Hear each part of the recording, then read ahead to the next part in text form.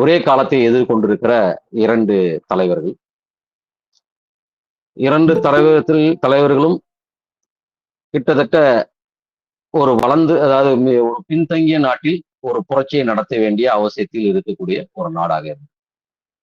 அதிலும் குறிப்பாக சர்வதேச அளவில் இரண்டாம் உலகப் போருக்கு பிந்தைய ஏகாதிபத்தியம், காலனியம், அதனால் வந்த மாற்றங்கள், அதற்கு பிறகான, அதாவது அதை முடியும் தருவாயில் இருக்கக்கூடிய கட்டத்தில் அவருடைய அந்த விடுதலையை சாதித்தவர்கள். அதுக்கு பிறகும் இல்லை, அதற்கு முந்தியதும் இல்லை. அந்த அந்த அந்த சரியான தருணத்தில் தன்னுடைய விடுதலையை, தன்னுடைய வியட்நாம் விடுதலை ஆகட்டும், ஒரு குடியரசு அமைத்ததாகட்டும், அதே போல சீன குடியரசு அமைத்ததாகட்டும், இது இரண்டுமே ஒரு சமகாலத்தில், அதுவும் அந்த குறிப்பான மாற்றத்தில் நிகழ்வில் ஒரு பாதையில் அமைத்தது. அதனால பார்த்தீங்கன்னா ஒரு முழுமையும் இருக்காது. அதாவது பழைய விஷயத்தினுடைய அந்த முழுமை முடிந்ததும் புதிய விஷயத்துக்கான தொடக்கமாகவும் இருந்த விஷயங்களில் அவருடைய அணுகுமுறை எப்படியாக இருந்தது என்ற அந்த சிக்கல்களும் நாம் இதில் எதிர்கொள்வோம். சில வழிகாட்டுதல்களும் அதில் எதிர்கொள்வோம். அது உண்மையிலே நாம் எடுத்துக்கொள்ள வேண்டியது. ஏன் இவர்களுடைய நினைவுகளை நாம் போற்ற வேண்டும்? ஏன் அதை இன்று நாம் நினைவு கூற வேண்டும்? எதை நினைவு கூற வேண்டும்? இன்றைக்கு அவர்கள் எந்த வகையில் பொருத்தமானவர்களாக இருக்கிறார்கள்? அவருடைய மற்ற படிப்பினைகளை நாம் எப்படி எடுத்துக்கொண்டு அடுத்த கட்டத்தில் அதை மாற்றியமைப்பதற்கு சரியான வழிமுறையாக கொண்டு செல்வது? இப்படி இந்த பார்வையோட தான் இன்னைக்கு பேச போற விஷயத்தை நாம் பார்க்க வேண்டியது. முக்கியமாக இதுல பார்க்கப்பட வேண்டிய மிக முக்கியமான அம்சம் அப்படின்னு சொன்னா, இரண்டு பேருமே ஏகாதிபத்தியத்தை எதிர்த்த ஒரு தேசிய விடுதலை போரை முக்கியமாக கருதினார். ஏன்னா ஜப்பான் ஏகாதிபத்தியத்தோடு சீனா மோதி தன்னுடைய விடுதலையை சாதிக்க வேண்டிய கட்டம். பிரான்ஸ், ஜப்பானு, அமெரிக்கா, குறிப்பாக பிரான்ஸ் முதல் கட்டத்துல மிக நீண்ட காலம் வியட்நாமை ஆதிக்கம் செய்து காலனியாக வைத்துக் கொண்டிருந்த காலகட்டத்தில் கிட்டத்தட்ட 100 ஆண்டுகள் போராட்டத்திற்கு பிறகு விடுதலை பெற்று, அதன் பிறகும் பிரான்ஸும் ஜப்பானும் அமெரிக்காவும் சேர்ந்து எப்படி ஒடுக்கியது, அதுலயும் குறிப்பா அமெரிக்கா அதை தலையெடுத்து எப்படி வியட்நாமை வேட்டையாடியது, குறிப்பாக அந்த நாட்டு மக்களை எல்லாம் இந்த பாலஸ்தீனத்தில் பார்க்கும் அதே விஷயங்களை அன்று வியட்நாமில் எப்படி வேட்டையாடப்பட்டிருந்தது. இந்த சூழ்நிலையில் எப்படி அந்தந்த குறிப்பான சூழ்நிலையில் மார்க்சிய லெனினியத்தை அடிப்படையாக வைத்து மார்க்சிய லெனினிய கட்சியை கட்டி விடுதலையை சாதித்தார்கள் என்பதுதான் இந்த இரண்டு தலைவர்களுக்குமான ஒற்றுமை மிக முக்கியமானது. அதில் எப்படி சாதித்தார்கள்? இந்த ரெண்டு பேருமே ஒரு விஷயத்தை சாதித்து காட்டியவர்கள். ஒரு பக்கம் சீன விடுதலையை சாதித்து காட்டியவர்கள், இன்னொரு பக்கம் வியட்நாம் விடுதலையை சாதித்து காட்டியவர்கள். உள்நாட்டிலே இரண்டு பேரும் சோசியலிச கட்டுமானத்தை செய்வதற்கான, அதாவது கட்டியமைப்பதற்கான அனைத்து திட்டங்களையும் தீட்டியவர்கள். அதுல பல விஷயங்கள் அந்தந்த நிலைமைகளுக்கு ஏற்ற மாதிரி செய்தாலும் கூட இன்றும் கூட மார்க்சிய லெனினிய மாவோ சிந்தனை என்று சொல்லக்கூடிய அளவுக்கு மாவோனுடைய வழிகாட்டுதல் இதற்கும் ஒரு படி மேலாக இருக்கிறது. அது எந்த வகையில் இருக்கிறது என்பதையும் சேர்த்து நாம் பார்க்க வேண்டும். ஏன்னா அந்த படிப்பினையோடு அது இணைந்த விஷயம். அப்போ இரண்டு பேருக்குமான ஒற்றுமையில் மிக முக்கியமானது அக்டோபர் சோசியலிச புரட்சி தான் இவர்கள் இரண்டு பேருக்கும் மிக வழிகாட்டியாக அமைந்தது. உண்மையிலே உழைக்கும் வர்க்க போராட்டங்களுக்கு ஒரு மார்க்சிய லெனினியத்தின் அடிப்படையில் ஒரு பாட்டாளி வர்க்க சர்வாதிகாரத்தை நிறுவுவது, அதற்கான கட்சியை கட்டுவது, அந்த கட்சி தான் எல்லாவற்றையும் சாதிக்கும் என்று நம்பியது, அதற்காக உழைத்தது, அதன் மூலமாக சாதித்து காட்டியது என்பதுதான் இந்த இரண்டு தலைவர்களுக்குமான மிக முக்கியமான விஷயம்.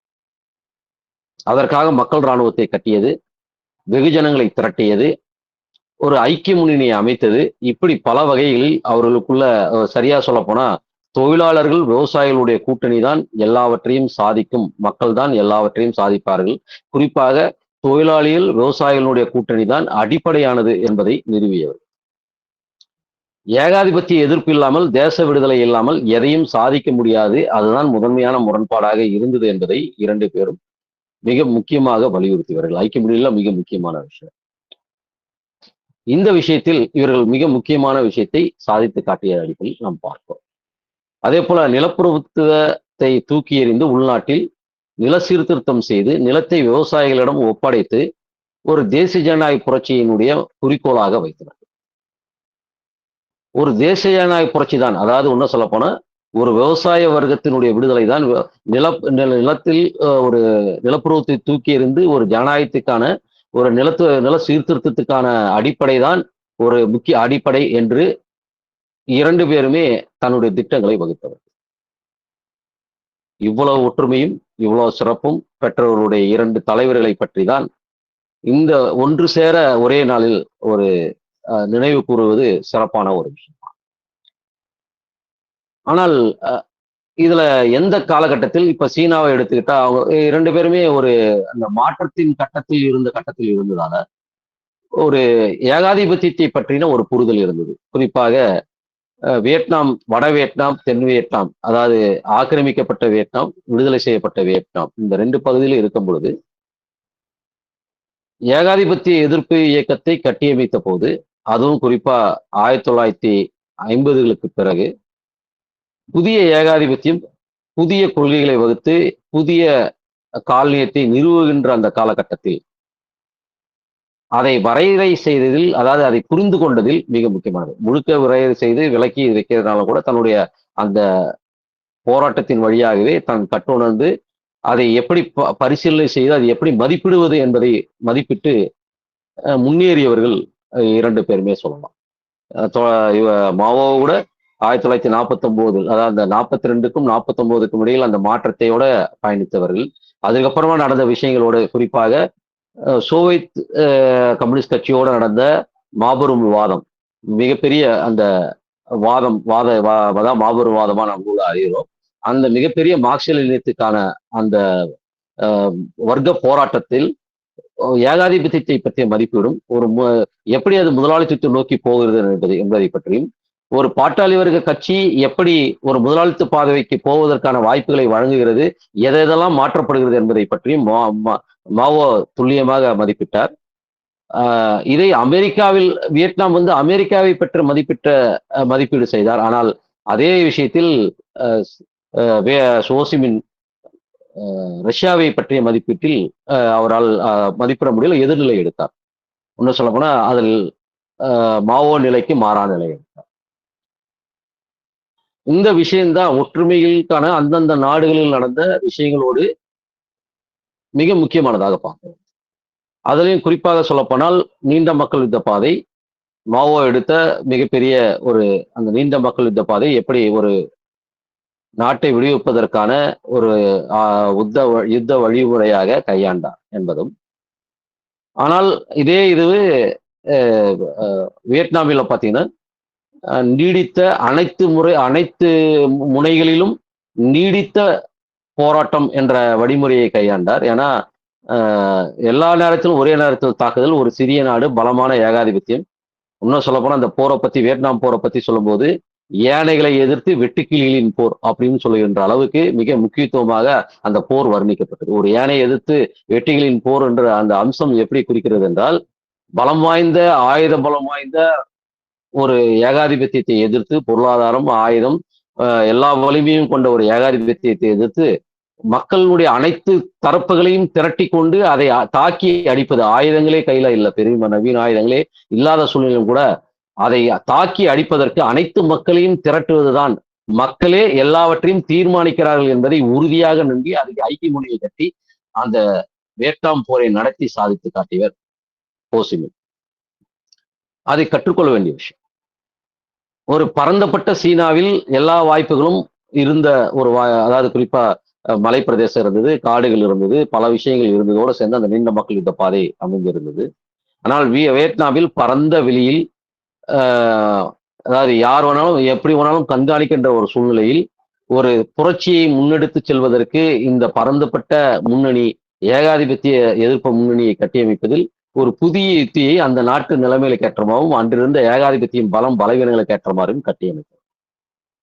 எப்படின்னா ஒரு பரந்தப்பட்ட ஐக்கிய முன்னணின்னு சொல்லக்கூடிய அந்த இடத்தில் கூட, ஆனால் அடிப்படையில் விவசாயியும் தொழிலாளியும் பாட்டாளி வர்க்க கட்சியின் தலைமையும் உத்தரவாதப்படுத்த வேண்டும் என்பதை அதிகமாக வலியுறுத்தியவர் ஹோசிமின்.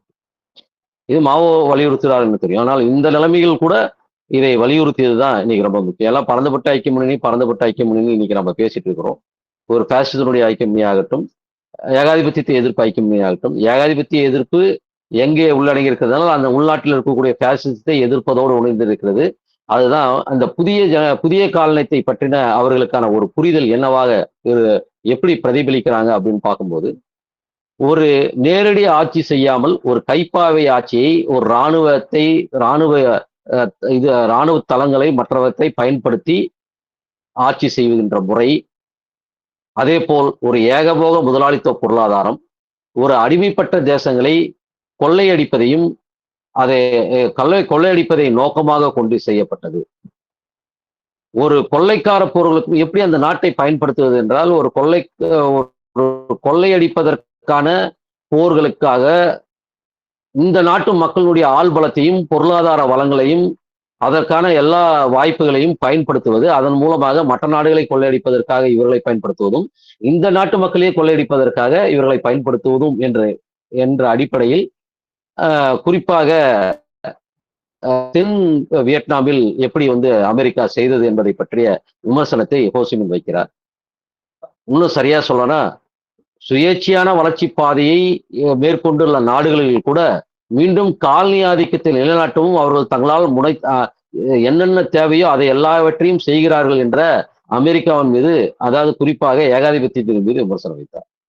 அவர்கள் எப்படி சுதந்திரம் ஜனநாயகம் என்று பேசிக்கொண்டும் ஏகாதிபத்திய வகையை சேர்ந்த விவசாய சீர்திருத்தத்தை எப்படி மக்களை ஏமாற்றுவதற்காக ஒரு அரசியல் ஒரு சதித்தனத்தை இல்ல அரசியலினுடைய கோட்பாட்டை திரித்து எப்படி ஒரு தவறான திசை வழியை மக்களை, அதாவது நமது ஆட்சி என்று நம்ப வைப்பதற்காக எப்படி இவர்கள் முயற்சித்தார்கள் என்பதை ஹோசிமின் அம்பலப்படுத்தி அந்த தெற்கு வியட்நாமினுடைய பகுதிகளை விடுதலை செய்வதற்காக முயற்சித்தார். இதுல இன்னொரு குறிப்பான அம்சம் வியட்நாமில் குறிப்பிட சொல்லணும்னா, ஒரு முக்கியமான இந்த வியட்நாமினுடைய பிறகு 1954 சற்றேறக்குறைய 54 அந்த வியட்நாமின் பிளவு தவிர்க்க முடியாமல் ஆக்கிரமிக்கப்பட்ட பகுதி, விடுவிக்கப்பட்ட பகுதி. இந்த விடுவிக்கப்பட்ட பகுதியில் தேசிய ஜனநாயக புரட்சிக்கு அடுத்ததாக சோசியலிச புரட்சியை நடத்துவதும், தெற்கு பகுதியில் அதை தேசிய ஜனநாயக புரட்சியை நடத்துவதும், அதாவது விடுதலை புரட்சியை நடத்துவதும் என்ற 2 திட்டங்களை ஒரு காலத்தில் சமகாலத்தில் நடத்த வேண்டிய சூழ்நிலைக்கு வியட்நாம் தள்ளப்பட்டது.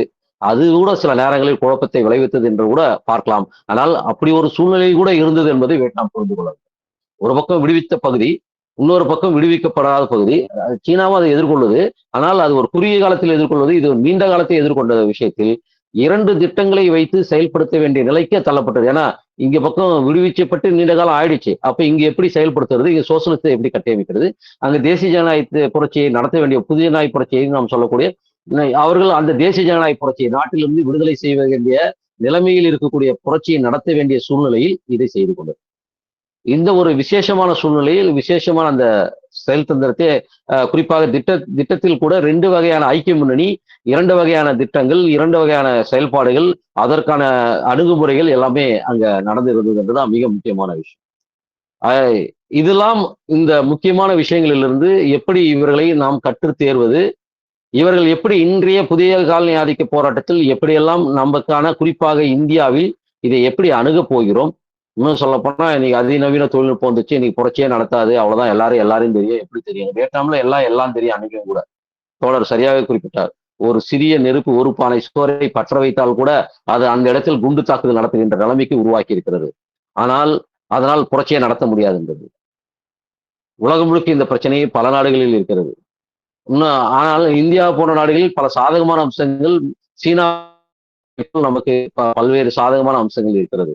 ஆனால் ஒரு யுத்தியை எந்த அடிப்படையில் செய்வது என்றால், ஒரு நீண்ட மக்கள் இந்த பாதையும் அல்ல, ஒரு திடீர் எழுச்சியும் அல்ல. தோழர் சொன்னாரே, ஒரு வித்தியாசமான கொரில்லா குழுக்களை கட்டியமைத்து அந்த கொரில்லா குழுக்கள் மூலமாக எப்படி போராடுவது, அதாவது நீடித்த அனைத்து வகைகளும் தாக்குதல், குறிப்பாக ஆயுத போராட்டத்தையும் அரசியல் வழியில் அதற்கான போராட்டத்தையும் ஒரே நேரத்தில் எப்படி கட்டியமைத்து அதை செயல்படுத்துவது என்பதை கூட அவர்கள் செயல்படுத்தி காட்டினர்.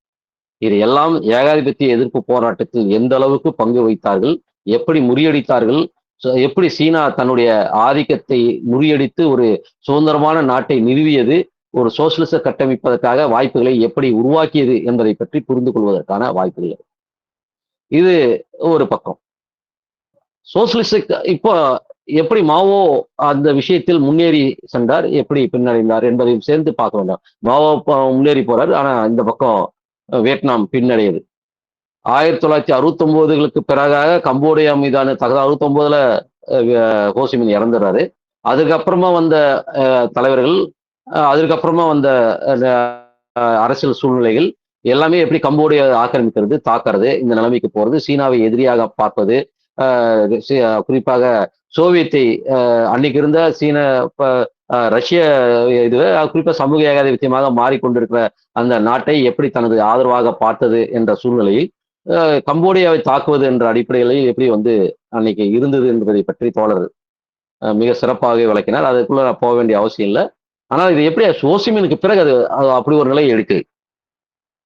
இங்கதான் மாவோனுடைய பாத்திரம் ஒரு சோசலிசத்தினுடைய தன்மை மட்டுமல்ல, ஒரு தேசியத்தினுடைய தன்மை என்றல்ல, ஒரு சர்வதேச தன்மையில் ஒரு மார்க்சியத்தை பாட்டாளி வர்க்கத்தினுடைய சர்வாதிகாரத்தை ஒரு பாட்டாளி வர்க்க சர்வாதிகார கட்சியை தொடர்ந்து இடையறாது வர்க்க போராட்டத்தை நடத்த வேண்டும் என்ற தன்மையை எப்படி கட்டி காத்து வளர்த்தார் என்பது முக்கியத்துவம்.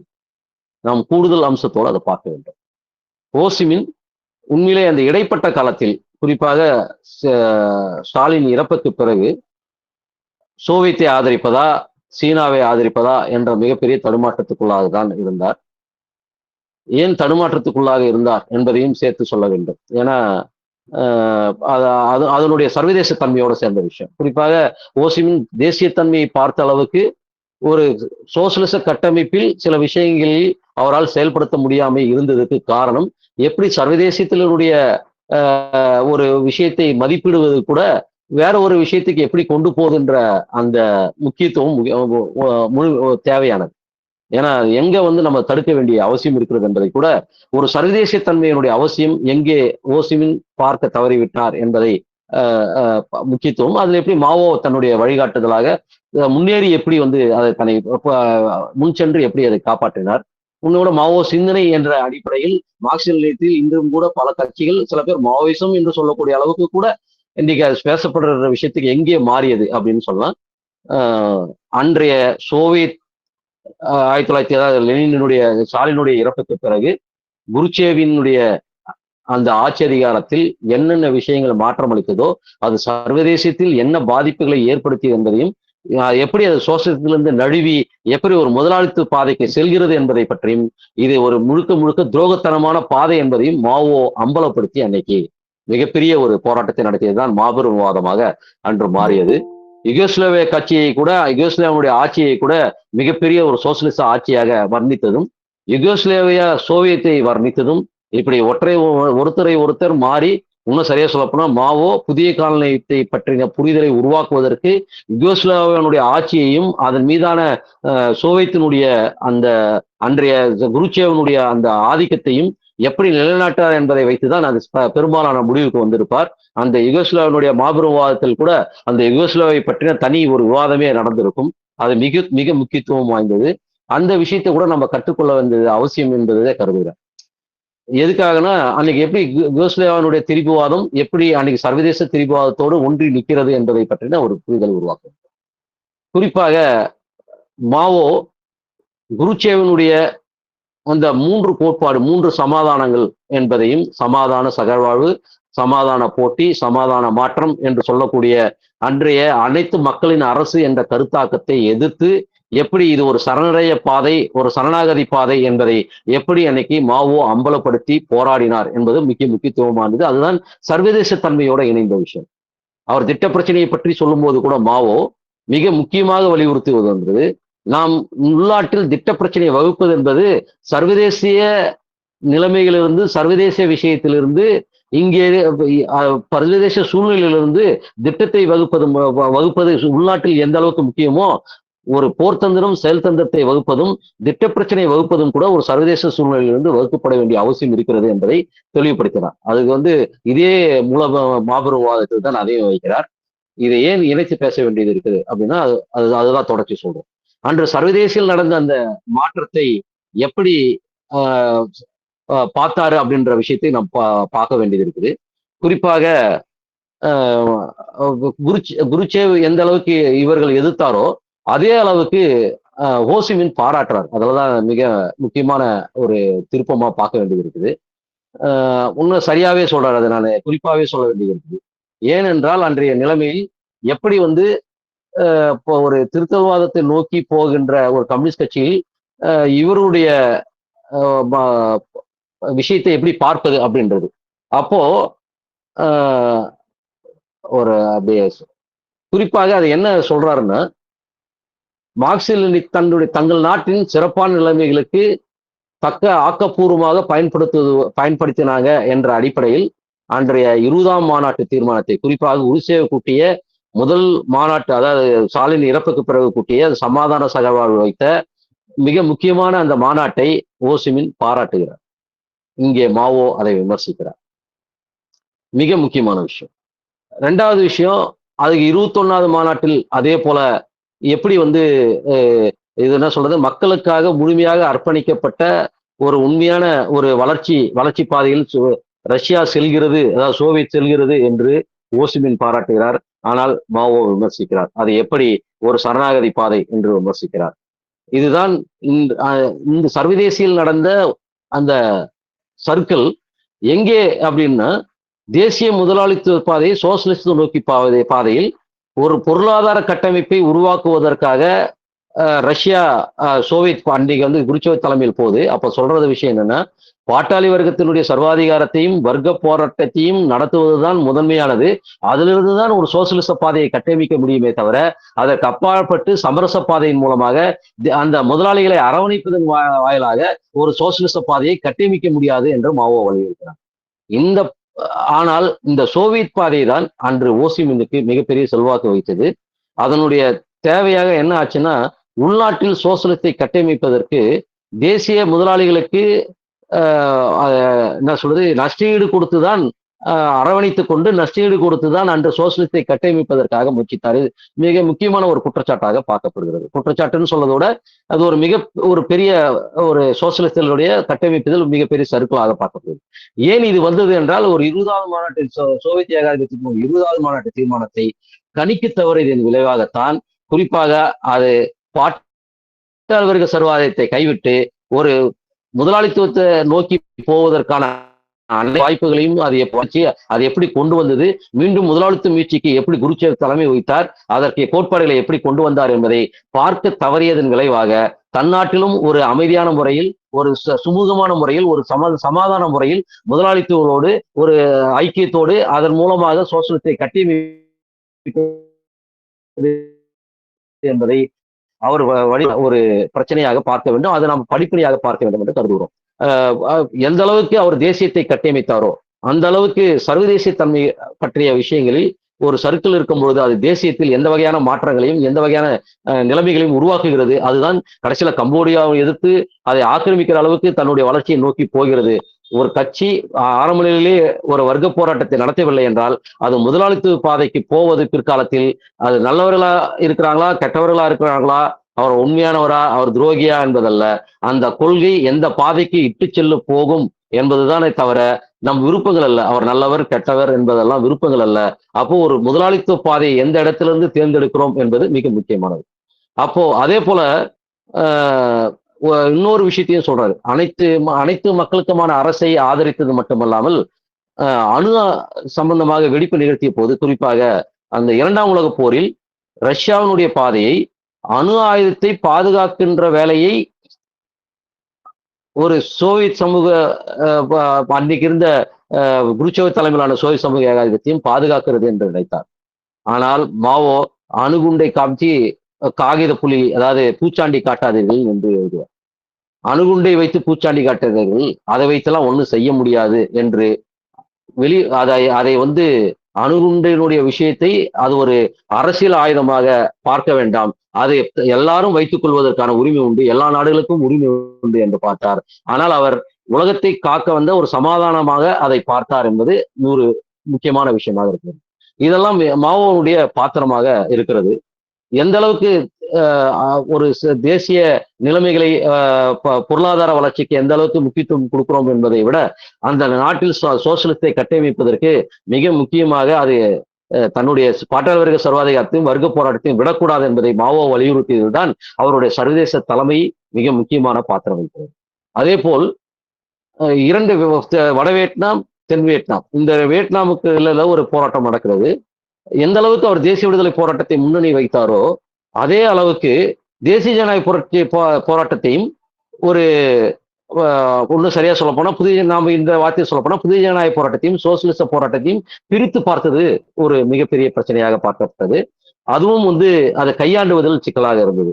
அது லெனின் காலத்திலிருந்தே தொடங்கலாம். ஏனால் லெனின் காலத்திலேயே குறிப்பாக பிப்ரவரி புரட்சிக்கு முடிந்த பிறகு நவம்பர் புரட்சிக்கு, அதாவது சோசியலிச புரட்சிக்கு லெனின் இது செய்யும் பொழுது, இப்பொழுது சோசியலிச புரட்சி நடத்துவதற்கான சரியான தருணம் அல்ல.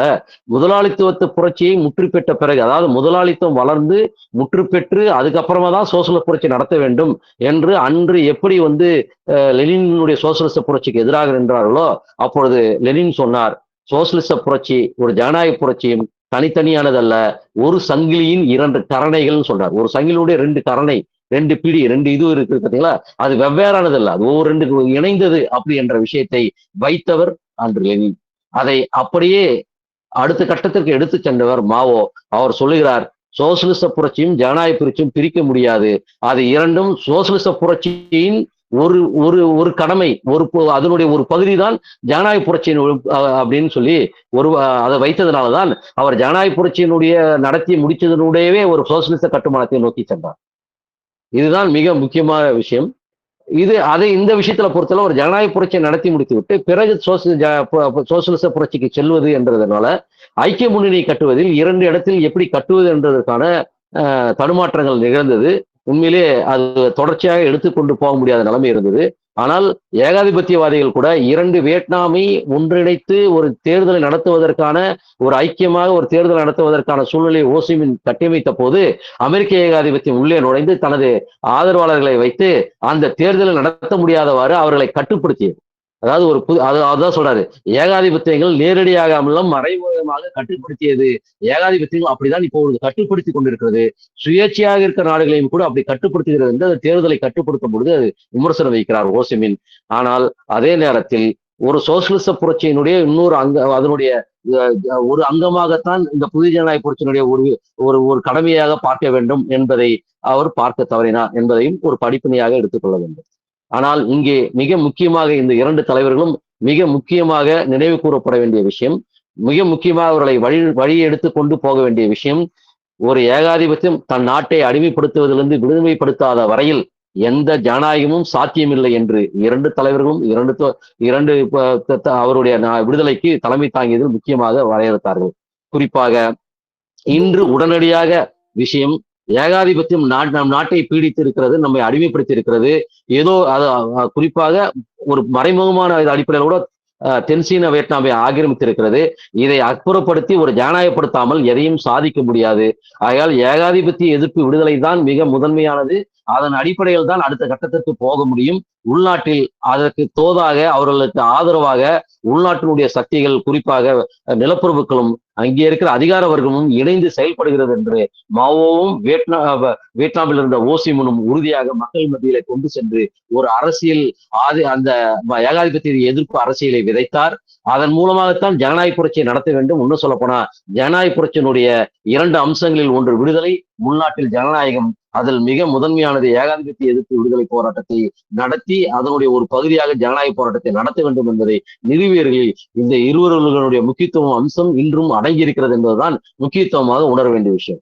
இன்று பாசிசம் என்ற பெயராலோ இல்ல வேற எதனா பெயராலோ, ஏதாவது ஒரு பெயரில் எப்பொழுதும் அது இன்னைக்கு ஒரு பெயர் சொல்றாங்க, ஒரு 60-50 வருஷத்துக்கு முன்னாடி இன்னொரு பெயர் சொல்லியிருந்தாங்க. எல்லா காலகட்டத்திலும் மற்ற எல்லா அம்சங்களையும் கணக்கில் எடுத்துக்கொண்டு, குறிப்பாக இங்க இருக்கிற மதம், சாதி, மற்ற எல்லா விஷயங்களையும் கணக்கில் எடுத்துக்கொண்டு, அதற்கு அடிப்படையாக இருக்கின்ற இங்க நிலப்பிரபுக்களும் அதிகார வர்க்கமும் மற்றவர்களெல்லாம் கூட்டு சேர்ந்து இங்க இருக்கக்கூடிய இப்பொழுது தலைமை தாங்கி கொண்டிருக்கிற தரகு முதலாளித்துவ கும்பலும், குறிப்பாக பொருளாதார ஆதிக்கத்தில் நிலைநிறுத்தி கொண்டிருக்கிற இந்த தரகு முதலாளித்துவ கும்பலையும் இன்று கையில் வைத்துக் கொண்டு, ஆதிக்கத்தை கையில் வைத்துக் கொண்டு ஏகாதிபத்தியம் எப்படி தனது ஆட்சியை நிலைநிறுத்திக் கொண்டிருக்கிறது என்பதை அம்பலப்படுத்தி வெளியேற்றாமல் இன்று நம் இந்தியாவுக்கும் கூட எந்தவித வாய்ப்பும் எந்தவித வளர்ச்சியும் இது பண்ண முடியாது. இதெல்லாம் அதான் சொன்னாரு, எப்படி தெற்கு வியட்நாமில் ஒரு சார்பு நிலை விவசாயத்தை கட்டமைத்தார்களோ, அந்த சீர்திருத்த வாய்ப்புலேயே ஒரு பெரிய மாற்றமாக எப்படி கருதினார்களோ, அதே வழிமுறைதான் ஒரு வரி விதித்த உடனே அமெரிக்காவில் போய் ஒரு பக்கம் எல்லா ஒப்பந்தம் கொண்டுதான் இருக்குது, இன்னொரு பக்கம் அந்த வரி மற்ற விஷயங்களில் வியாபார ஒப்பந்தங்களில அந்த வரி விதித்த உடனே தனக்கு சுயமாக ஸ்டாலின் காட்டினாரே வழி, எப்படி ஒரு சுதேசியமான தொழிலை கட்டமைப்பது. மூன்றாம் உலக நாடுகளில் குறிப்பா ஒடுக்கப்பட்ட நாடுகளில் குறிப்பா அவர் கட்டுரையே எழுதுறார். ஒடுக்கப்பட்ட நாடுகளில் சோசியலிச நாடுகளில் சுயமாக ஒரு சுயசார்பு தன்மையான பொருளாதாரத்தை கட்டமைப்புதான் தீர்வு என்ற காட்டிய வழியை மறுத்துவிட்டு இன்று கம்யூனிஸ்டுகளும் அதை மறந்துவிட்டு அல்லது அதை மறைத்து விட்டு எங்கே போகிறார்கள் என்றால், இன்று சீனாவை நோக்கி போவதை கூட ஒரு ரஷ்யாவை நோக்கி போவதை கூட ஒரு மாற்றமாக அது ஏதோ ஒரு வளர்ச்சியை போல காட்டுகிறார்கள். அதற்கு சீனாவையே சோசியலிச வளர்ச்சியாக காட்டுகிறார்கள் என்பதுதான் மிக கோரமான விஷயமாக இன்று இருக்கிறது. அல்லது அது ஒரு சாதுவான முதலாளித்துவம் என்பது போல, அதாவது ஒரு புல்லை தின்னும் புலி போல நினைக்கிறார்கள். அப்படி அல்ல. ஏகாதிபத்தியம் எப்பொழுதுமே அடிமைப்படுத்தும். அது எப்பொழுதுமே ஒரு நாடுகளுடைய சுதந்திரத்தை, அவருடைய சுயத்தன்மையை, சுய நிர்ணயத்தை ஆதரிக்காது. ஒரு நாட்டின் ஜனநாயகத்தை ஆதரிக்காது. அத்தனை பிற்போக்குத்தனங்களையும் வளர்த்து எடுக்கும். அது அதிகார வர்க்க கும்பலோடு, இங்க இருக்கிற தரகு முதலாளித்து கும்பலோடு, நிலப்பரப்பு கும்பலோடு கூட்டு சேர்ந்து அடக்குமுறையை செய்யும் என்பதை கடந்த கால வரலாறுகள், குறிப்பாக அன்று எப்படி சோவியத் சமூக ஏகாதிபத்தியத்துக்கு இந்தியா அடிமையாக இருந்த போதும், அதன் பிறகு அமெரிக்காவினுடைய ஒரு புதிய காலனி ஆதிக்கத்தின் கீழே தொடர்ந்து இருந்து கொண்டிருப்பதும், இன்று வேற நாடுகளுக்கு எது பேரம் பேசி ஏதாவது செய்ய முடியுமா என்று அலைந்து திரிந்து கொண்டிருக்கிற இந்த மோடியின் ஆட்சி இன்று வேற ஏதோ ஒரு இடத்துல போனா அதை ஏதோ மாற்றி வளர்ச்சியை கொண்டு விடுவோம் என்ற ஒரு பிரமையை உருவாக்கி கொண்டிருப்பது சூழ்நிலையில்தான் இந்த இரண்டு பேருடைய வழிகாட்டுதல் மிக முக்கியமானது. குறிப்பாக ஏகாதிபத்தியத்தை எதிர்த்து சுதந்திரமான சுயமான ஒரு வளர்ச்சியும் விடுதலையும் சாதிக்காத வரையில் நீங்கள் ஒரு ஜனநாயகத்தையும் கட்டமைக்க முடியாது, சோசியலிசத்திற்கும் போக முடியாது என்பதை நிலைநிறுத்தியிருக்கிறார்கள். இவர்கள் முதலாளித்துவத்தை வளர்க்க மாட்டார்கள், முதலாளித்துவ சீர்திருத்தத்தை வளர்ப்பார்கள். பொருளாதாரத்தை கட்டமைப்பதல்ல, அதுதான் முக்கியமான விஷயம். சர்வதேசத்தில் மாபெருவாதத்தில் நடந்த மாவோ நடத்திய மிகப்பெரிய போராட்டம், குருச்சேவை எதிர்த்த போராட்டம், சமூக பொருளாதார கட்டமைப்பை எப்படி கட்டுவது என்பதை விட அந்த சமூக பொருளாதார கட்டமைப்பை ஒரு பாட்டாளி வர்க்க சர்வாதிகாரத்தை வைத்துக் கொண்டு ஒரு வர்க்க போராட்டத்தை தொடர்ச்சியாக நடத்தி கொண்டுதான் சாதிக்க முடியும் என்பதை நிரூபித்ததுதான் மாவோ சிந்தனையாக இந்த ஒளிந்து நிற்கிறார். அதற்கு அன்று அதை ஆதரித்த ஓசிமனும் மிக சிறந்த தலைவர்கள் பல விஷயங்களில் நம்மளுக்கு வழிகாட்டியாகவும் திகழ்கிறார். ஐக்கிய முன்னணி அந்த நீண்ட யுத்தமாதைக்கு மாறாக சில வழிமுறைகளை கையாண்டது. ஏகாதிபத்தியம் ஒரு சிறிய நாடாக இருந்தாலும் மிகப்பெரிய ஏகாதிபத்தியத்தை கூட மக்கள் சக்தியின் மூலமாக முறியடிக்க முடியும் என்ற நம்பிக்கையை கொடுத்தவர் ஓசிமின். இப்படி இரண்டு தலைவர்களையும் நாம் எடுத்துக்கொண்டுதான் இந்தியாவின் இன்றைய நிலைமைகளை பரிசீலித்து உண்மையிலே இந்த புதிய காலனி ஆதிக்க பிடியிலிருந்து, அமெரிக்காவின் ஆதிக்கத்திலிருந்து இந்த மோடியின் ஆட்சியையும் அதனுடைய அடிவடியாக அதை தலைமை தாங்கி கொண்டிருக்கிற தரகு முதலாளித்துவ கும்பலையும் அதிகார வர்க்கத்தையும் நிலப்புறத்துவ கும்பலையும் மிக பிற்போக்கான கும்பலையும் முறியடித்து இங்கு ஒரு ஜனநாயகத்தை நிறுவ முடியும். அதற்கு ஒரு சுதந்திர போராட்டத்தை நடத்த வேண்டும், அல்லது அதை எதிர்த்து உண்மையாக ஒரு மாற்றை உருவாக்க வேண்டும். அதற்கு மக்கள் ஜனநாயக இளைஞர் கழகம் வருகின்ற செப்டம்பர் 12 அதை வலியுறுத்தி தான் மீண்டும் ஒரு சுதந்திர போராட்டத்தை, ஏகாதிபத்திய எதிர்ப்பு விடுதலை போராட்டத்தை தொடங்க வேண்டும். அதற்கு மோடி பாசிச ஆட்சியை வீழ்த்த வேண்டும். அதற்கு அமெரிக்க ஏகாதிபத்தியத்தை எதிர்த்து போராடுவதோடு மாற்று ஏகாதிபத்தியம் தான் தீர்வு என்று எழுந்து கொண்டிருக்கிற இவர்களை முறியடிக்க வேண்டும் என்று அப்பு பாலன் நினைவு நாளில் செப்டம்பர் 12 இந்த அறைகூவலோடு நடத்தி கொண்டிருக்கிறது. அதற்கும் இந்த நடத்தி கொண்டிருக்கிற இந்த இரண்டு தலைவர்களுடைய நினைவுகளும் மிக முக்கியமான வழிகாட்டியாக திகழும். ஆகையால் அந்த கூட்டத்திற்கு அணி திரள்வது என்பது உண்மையிலேயே ஒரு ஏகாதிபத்தியத்தை எதிர்ப்புக்கும் விடுதலைக்குமான வழிகாட்டியாக அமையும் என்பதையும் இந்த தருணத்தில் நான் நினைவு கூறுகிறேன். ஆகையால் இந்த ஏகாதிபத்தியத்தை எதிர்ப்பு முதன்மையானது. இந்த ஏகாதிபத்தியத்தை எதிர்ப்பின் மூலம்தான் பாசிசத்தையும் இங்க இருக்கிற தரக முதலாளித்துவ கும்பல்களையும் பிற்போக்கு கும்பல்களையும் முறியடிக்க முடியும். அவர்களுடைய ஆதிக்கத்தின் கீழ், அவர்களுடைய பாதுகாப்பின் கீழ் தான் இவர்களான் இருக்கிறார்கள் என்பதையும், ஆகையால் ஒன்று திரளுங்கள், போராடுங்கள், முறியடிக்க முடியும். வியட்நாமும் சீனாவும் நம்மளுக்கு வழிகாட்டி இருக்கிறது. கண்டிப்பாக முன்னேற முடியும். மக்களை நம்புவோம். பாட்டாளி வர்க்க கட்சியை, பாட்டாளி வர்க்க சர்வாதிகாரத்தை கட்சியை கட்டமைப்போம், நிச்சயமாக சாதிப்போம் என்று கூறி என்னுடைய உரையை முடிக்கிறேன். நன்றி, வணக்கம்.